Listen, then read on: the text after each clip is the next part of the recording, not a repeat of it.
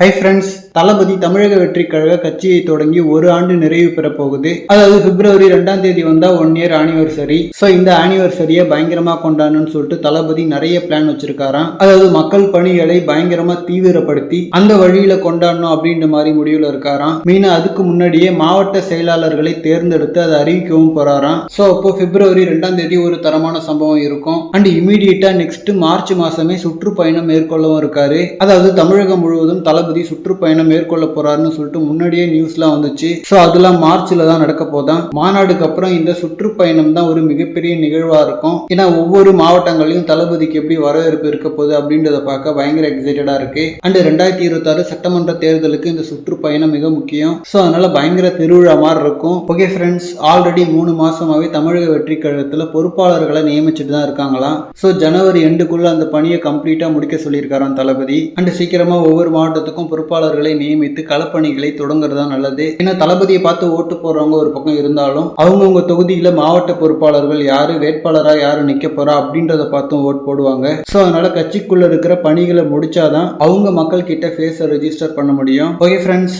இந்த மாதிரி தளபதி பத்தின ஹாட்டான அப்டேட்ஸ்க்கு நம்ம விஜய் ஃபோர்ட் சேனலை சப்ஸ்கிரைப் பண்ணுங்க. தேங்க்யூ.